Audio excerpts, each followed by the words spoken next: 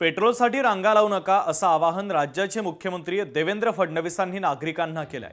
आपल्याकडे पुरेसा पेट्रोल आणि डिझेलचा साठा आहे असं फडणवीसांनी म्हटलं। वारंवार सांगूनही नागरिक रांगा लावतायत। विनाकारण गर्दी केल्यानं इंधन वितरणावर ताण येतोय।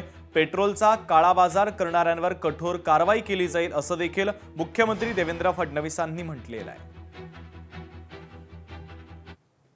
केंद्र सरकारने वारंवार आपल्याकडे पुरेसं पेट्रोल डिझेल आहे हे सांगितलेलं असतानाही अनेक शहरांमध्ये विनाकारण लोक रांगा लावून अधिकचं पेट्रोल भरून घेत आहेत।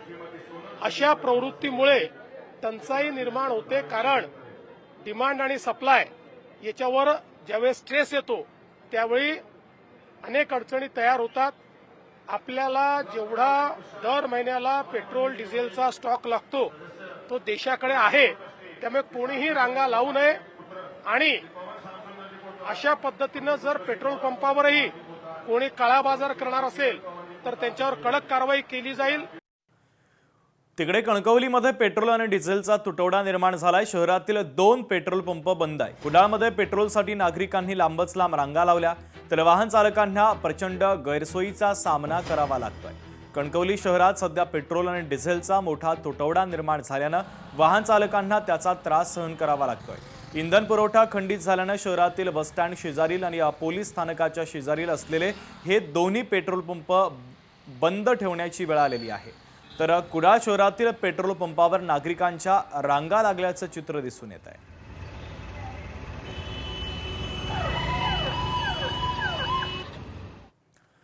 घरातला जुना स्टोव्ह बाहेर काढा। केंद्र सरकारनं रॉकेल वाटपाला मंजुरी दिली। 37,44,000 लिटर केरोसिनच्या वाटपाला राज्याला मंजुरी मिळालेली आहे।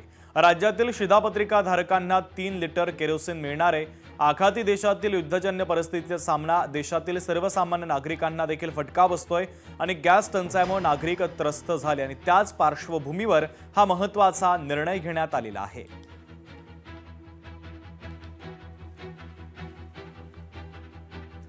नालासोपाऱ्यामध्ये गॅस टंचाईने नागरिकांचे हाल होतात। गॅस टंचाईचा रामनवमी उत्सवावर देखील परिणाम झाला।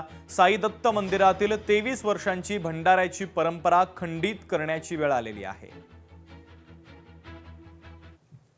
दरवर्षी इथे मोठ्या प्रमाणामध्ये महाप्रसाद होतो।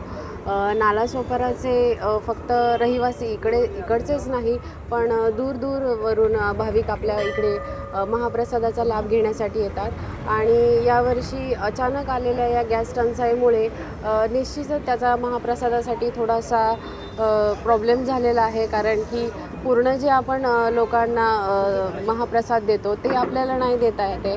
गॅसची टंचाई पाहता शासनाने दिलेलं जे आव्हान पण होतं ती टंचाई पाहता आणि गोरगरिबांच्या घरामध्ये पहिल्या चुली पेटाव्या। भंडारा थोडासा मनात खंतही वाटते आहे की भंडारा असतो, दरवर्षी हजारो भाविक इथे येतात आपल्याकडे आणि हे घेतात। पण ठीक आहे, यावर्षी आपण प्रभू श्रीरामांना प्रार्थना करू की जे युद्ध आहे ते लवकरात लवकर संपू आणि जगामध्ये शांतता लाभावी, यासाठी आम्ही पण इथे प्रार्थना करणार आहोत। आणि पुढल्या वर्षी हा भंडारा थोडासा मोठ्या जोमात, आमचं रौप्य महोत्सवी वर्ष देखील पुढल्या वर्षी आहे, तर ते चांगल्या प्रकारे करू अशी ईश्वरचरणी आम्ही प्रार्थना करू। लोकशाही मराठी ऐका, पहा, जागरूक रहा।